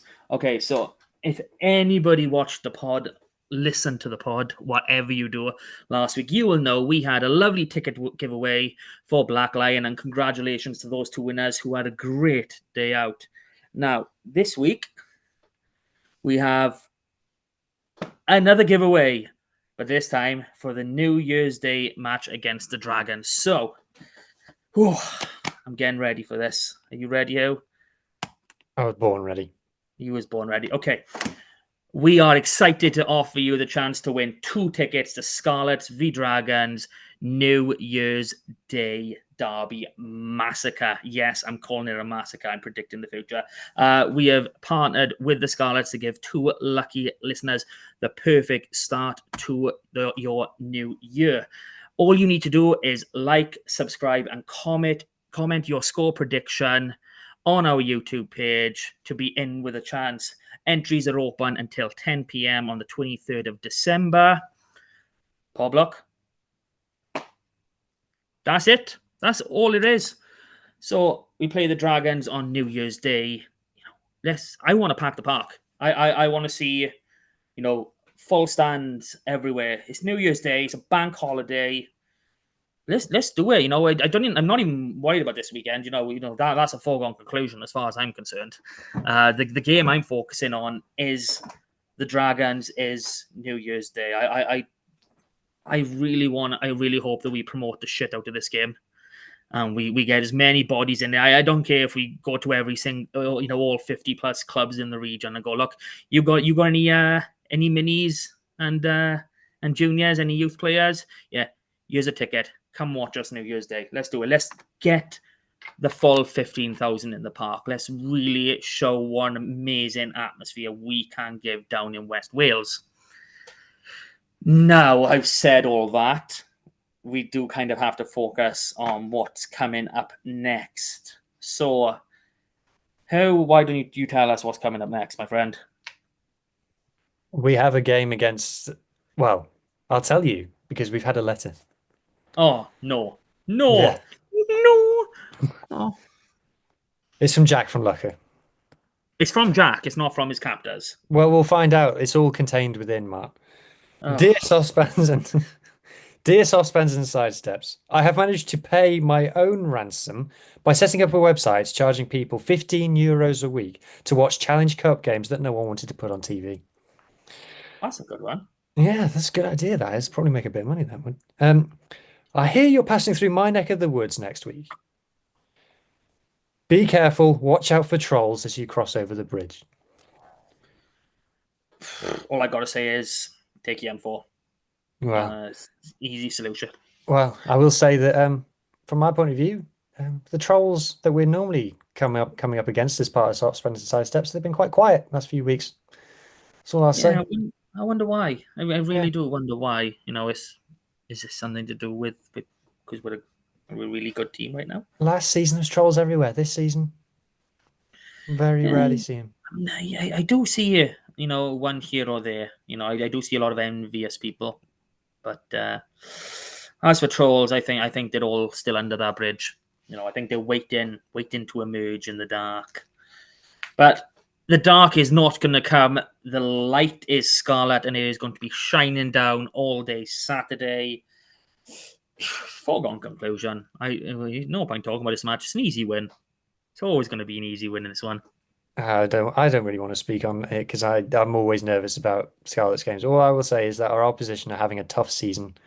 They had a tough result last week. And they might have loads of injuries. They might not. We don't know. They always say they have loads of injuries, and then they always seem to be healed again, and we don't know. So we'll find out when the team is named. I think they've got Dan Edwards back. I think he's by far their best 10, so that helps them. But we'll see. Obviously, the thing that they built their game around last season was their pack, and I think our pack have got enough to stand up to them this season. To stand up? They're really been struggling so far this season statistically at scrum time. They've been struggling with their driving mauls, and they've been struggling to win turnovers, which is where a lot of their tries came from last season as well. So they've been struggling, is what I'm saying. Yeah, I mean, I do have worries about certain aspects when it comes to these derbies, and the main one, which tends to be the one for every game against the Ospreys and Dragons, is us getting dragged down to their level. Us getting dragged into the style of game they want to play, not the one we do. That is the one major battle that I'm concerned with. And if we come out on top of that, if we can play the way we want to, then I there's not that many dangers that I am quite concerned of looking at, what they're doing this season. Like you said, Dan Edwards is by far their best 10, but he's very, very creaky defensively. I mean, I And he think also likes to kick a drop goal when they're 3 scores down, yeah, let's not, which was weird. it might be weird, but the boy's got his own tally to look after. When you're a young kid and you're in a team that's losing, show your worth, show what you can do. So I do like him. He's a good player. He's a good player, and He obviously, is a good player. we're familiar with a lot of their team. Let's be honest, we know them quite well. So Yeah, like we kind of went down it, like I said, his defense is creaky, but his attacking game is really good. I'll be honest, if he can sort out that defensive side, if he can, show some more capabilities, I wouldn't be against him, getting involved with the Wales squad, even if he got involved with the Wales squad to try and up his defensive capabilities. I think that's the one thing holding him back at the minute. But he's a really good player. I like him. But yeah, less said about me liking Ospreys players, the vet that isn't it. So usually when we come into this game, we talk about how their scrum and line out are very, very dominant, and ours are meh. But it's obviously quite the reverse this season. Well, let's not speak. A picture speaks 1,000 words. Let's just let the URC official stats website tell the story for us, shall we? Again, so, stats. Let's just go down it, right, Mark? We're a factual, highbrow analysis podcast, okay? So Okay. attack, highbrow. right? So we're ranked 13th in the league for attack. Don't know how these rankings have come to, but there we are. Okay, let's have a little look at these. So what way are they? Is 16th the most, the least? Which it depends. I think the higher the number is, the higher the ranking is. So yeah, so we're 13th basically. The Ospreys, if we just scroll down, last for attack in the league. Can we just try and compare these a sec? I just want to. So 128 points, 151, 40, offload 37, 132 defended, 110, but 230 meters, 2 tries difference, clean breaks, go down a bit more. They've got more. The stats aren't that much different, if we're totally honest, going forward in attack. It just seems a weird. Our defense is our point of difference this year, which I think is what we're about to see. Let's go to the defense. Oh, look at that. Ranked number 1 in the league. Defense would be the Scarlets. With the 5th most tackles made, the 8th most tackles missed. But when you make lots of tackles, you're going to miss more. First for turnovers won, 2nd for tackle success, and very low down for turnovers lost. We don't lose a lot of turnovers. Let's see where the opposition are. Down in 10th. They're still 4th for tackle success. 9th for turnovers lost. Yeah, so tackle success is only 1% between them. Turnovers lost, again, no great difference. Turnovers 1 is massive, and tackles made. I think there needs to be a percentage for this, so they're missing about 10%. Yeah. There doesn't seem to be a great deal of difference between teams. No, let's keep going down. So I want to be as impartial as I can. Where are we now? Kicking. Okay. We're a serious analysis show, Mark. Kicking. So we're ranked 10th for kicks. So we've got the most penalties scored. Yeah. We got the 5th most kick meters. We got the 3rd most kicks from hands. Ospreys are down in 15th. They love a drop goal. Fair play to them. Not so many penalties kicks, not so many kick meters, not so many kicks from hand. So they're not kicking. They don't kick as much as us. Basically, is the long and the short of it. We're discipline. Now we're not going to be very high on this. Let's be honest. Yeah, Scarlet's down in 15th. Discipline is our issue. No red cards this season. No red cards so far. 7 yellow cards in 8 games. Offense says that is crap. That's wrong. Yeah, I don't think we've had 15 scrum offenses. That's a bit wrong. Yellow cards. Ospreys have had 2 yellow cards. That's not a particularly interesting stat, to be honest. Lineouts. Scarlet's ranked 3rd for lineouts, so we've got the 3rd best lineout success. Second fewest lineouts lost. and 8th for lineouts 1. 6 Ospreys. line-out steals. Are we sure about that? Because I'm sure we've had multiple in almost every match. Ospreys, lineouts 1, most lineout success with 92%. So their lineout is going well. Not very high on lineout steals. They don't like a lineout steal. They've only stolen 2 all season, according to this. Scrums, Scarlets ranked number 1 in the URC for scrums. So we've got the most scrums won with 50, and we've got the best scrum percentage with 98 on our own put-in, according to the URC stats. If I scroll down, Ospreys ranked 16th in the URC. Now, that is a surprise. You have to say that's not very heritagey, is it? Yeah, I mean, you look at their pack and their front row. I mean, Stefan Thomas, from us was a really good acquisition. Yeah. So I'm quite surprised to see that. I mean, again, 85%. That's quite low. You want to be, the mid-90s is your target. Well, the one that jumps out to me, scrum penalty. But this is how the Ospreys won their games last season, was through their scrum. 4 scrum penalties won all season, according to this, is amazingly low. How many have we won? We've won 10. We're the Scarlets. And the one that blows my mind is 29 scrums won all season for the Ospreys. That's like how many a game? 4. How many rounds have we had? 4, a just game. over 4, barely, like Barely 4 4 a points game. a thing. That's not how they play. So that probably explains kind of why they're having a struggle this season. So Don't have the base, the stats are kind of on our side. Let's be honest. The form says that we're arguably the favourites. Yeah, I'm comfortable being given that tag as favourite. I think the boys will be comfortable with it as well. Looking at what we've seen, the buy-in that we've really had this year from everyone in this club, it seems to be, next level sort of thing. Everyone is with each other, which is obviously great. I do think that their defense is. I know we've looked at those stats, and I'm trying to be impartial. I said there's not a great deal of difference, but those are the fine margins that we talk about in elite rugby. But I do think their defense is somewhere that we can really target, especially that 9, 10, 12 channel.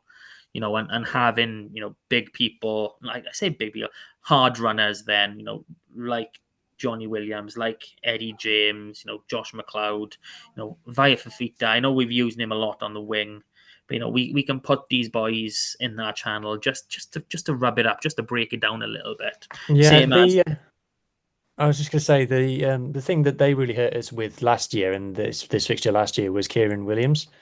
Now he didn't play in the last game. I don't know what his fitness status is. But if they're playing Owen Williams at 12, that's obviously a massive fundamental shift for them because Kieran Williams is crash ball, Owen Williams is a 10. So that's obviously a massive tactical change for them. So that'll be interesting. So I don't really know what to expect from their selection, I'll be honest. Yeah, I mean, we try not to be too bothered by what they do or what their selection until this week of the season. But yeah, I'm not as concerned as I normally am. Like, even if we go back a few years where we had a 44-0 or whatever it was, even before that game, I had my qualms. I was like, oh, they can still hurt us here, hurt us there. I'm not getting that feeling this time round.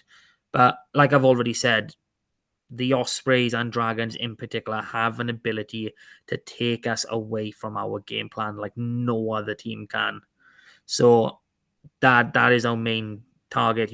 Keep those rucks under 3 seconds, keep moving that ball, and just focus on doing what we do best.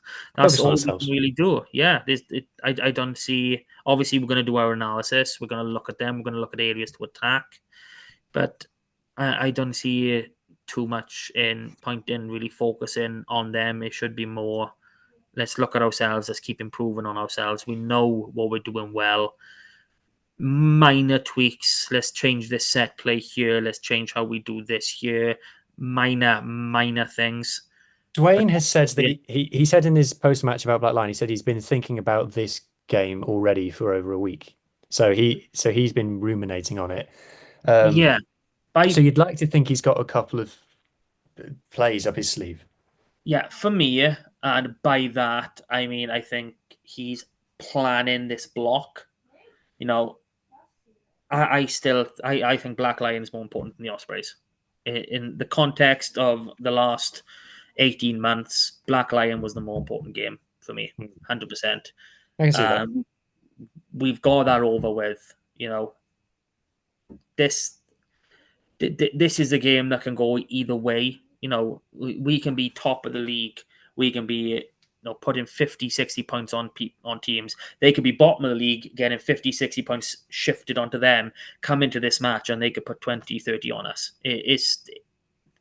This is what derbies do mentally to teams, which is, a massive battle, which is, what we need to overcome.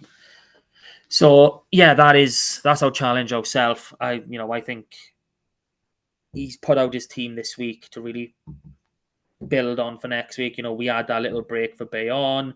We gave a few fringe players the opportunity. Bayonne was a semi-rotated team.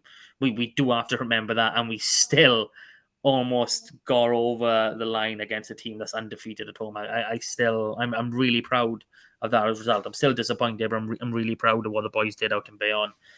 So going back to more or less full strength in this one, and then into real full strength for the Ospreys is the way it goes. So let's talk selection. Personally, from Peel, I don't think we're going to see many changes. I think Blair Murray is probably the only one if he's fit. So, yeah, what about you? What would you like to see in this game? I'd like to see. I wouldn't mind seeing Archie start. I think what I would particularly like to see is if it is the case that the Ospreys are struggling with availability of players, then you would like to think that we'd have an advantage on the bench. So Yes. I would love to see us stack the bench. I would love on 58 minutes that they turn around and they see running onto the pitch Alex Craig, Ryan Elias, Ver Fafita, Johnny Williams all coming onto the pitch at the same time on 58-ish minutes, and then thinking, for God's sake, seriously, Yohan Lloyd, I should throw into that as well. That for me is what I'd like to see. I'd like to see us stack that bench. Yeah, I'm with you, but you put Fafita on the bench, would you? Uh, either or, either him or Plumtree. I don't mind which. I think because he's there for Fafita, I think Ver Fafita has more of a psychological impact when he comes off on the bench.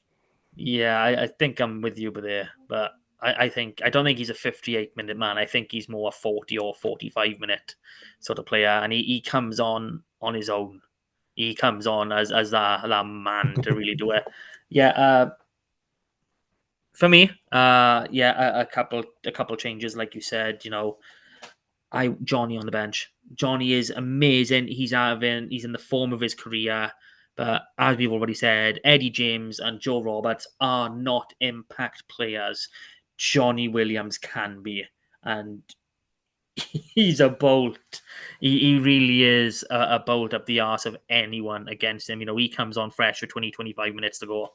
And, he's going to knock down doors, tired doors for fun. Again, that does mean James and Robert start for me. I do want to see Blair Murray come back in. A Blair Murray me with Rogers at fullback. That's my ideal. I really do think we need to start putting Tom at fullback as often as we can now. I see that as his future going forward. I know we just talk about me at fullback, but I think the progression is Rogers first. Yeah. See how that goes. Happy with the halfbacks. I think Archie coming off the bench is alongside Yohan Lloyd is a bolt as well. I do think they are the tempo men. Both of them can really push the tempo to another level. Back row, yeah, one of Plumtree or Fafita has got a drop, unfortunately, just to have that emphasis coming off. Now you've said it, I think I am swinging more to Fafita on the bench. That does sound really, really tasty. Craig, Fafita. Does that mean Dan Davis comes back in? No, I'm happy to stick Jared Taylor into the 6 or the 8 shirt, whatever you fancy him as. He's a workhorse, and we've said about balance in that back row, and we didn't see Tane have an overly amazing game. We only see Fafita as a great game as a baseline. But he has an awesome game when his 6 and 7 are doing a different job. We've talked about this balance. I think Jared Taylor and Josh McLeod are better suited to free up Tane Plumtree than McLeod and Dan Davis. Although Dan Davis can do the job, there's nothing there. Same as Carwyn Tuapoloto and Ben Williams. I think we are spoiled at back row at the minute. So at lock, I said Alex Craig off the bench. I'm now thinking, maybe Sam Lousy off the bench. Yeah, it's a tricky one. You could put any one of the 3 off the bench, really. I think Douglas probably causes the most damage off the bench because of the physicality side of it. I think Lousy is the most. I think Lousy changes it up the most. He's the most different from the other 2. Yes, he is. He is the more athletic. He is the more bouncy around type of second row that we seem to thrive off down here.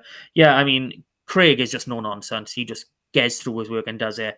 I think Max Douglas he's more of an enforcer than Alex Craig is. So I'd probably go Max Douglas just again for that physicality side of it. And then, front row really, really picks itself. It's going to be Matthias Marnus and Henry Thomas. That seems to be absolutely solid. Hopeful for Ryan Elias. Really am. I don't believe he was, put as injured in the team selection, although I will have to double check that. Loose head is a toss up for me. I'd be happy with Sam O'Connor there. Alec Hepburn. It will be Alec Hepburn. It will be Alec Hepburn, but I wouldn't be opposed to Sam O'Connor being in there. Mm-hmm. And then obviously Archer Holtz is going to be out tight head because our other 2 tight heads are injured. So that's just a testament to some of our depth. And if Ryan Elias is injured and he is unavailable, I want to see what Isaac Young can do. I want to see him now. I want to see this version of Isaac Young. I know he still is young in terms of a front rower, but he looks ready. It'll be Sean Evans though. It will be Sean Evans. I want to pick the team. I want to see. This is what we is. Okay, so we come into that point where we kind of have to do a bit of a score prediction. So are we going for actual scores or are we going for margins? What are we thinking? I'll go Scarlets by 2. What? It's an away win. Shaking my head in defiance, in disgust. Oh my God, Scarlets by 2. Yeah, I mean, how can I work this out? No, we're never going to lead by 2. We're never going to lead, by less than 5 after that first, after we cross our line for the first time. Yeah, I think it's going to be. I don't think it's going to be as comfortable as Black Lion, but I'll go Scarlets by 12. I think we're gonna. I think it's going to be close, but I think we're going to stretch away in our last 10 minutes. Go on. Oh, I'll tell you this off air, but it's a good story about my daughter now. She's reading rugby games at the minute. I absolutely love it. But yeah, that brings us to a close for this week. Thank you everybody for listening. Don't forget to like, share, subscribe, comment, especially if you want 2 tickets to the Dragons game on New Year's Day, Park of Scarlets. I've called it a massacre because it's going to be a massacre. We're going to thrash them absolutely into the ground. They're going to forget about this Newcastle win in a flash. Don't you worry about that. So thank you very much for listening. Thank you for joining me, Mr. Huw Griffin. I'm glad that you have aged back to your normal, approximately 30-year-old self. And we'll do it all again next week.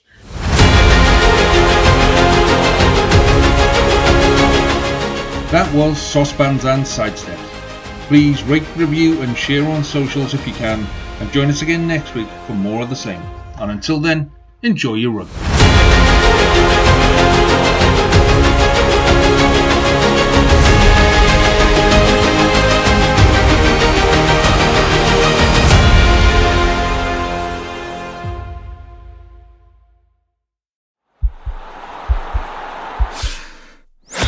This podcast is part of the Sports Social Podcast Network.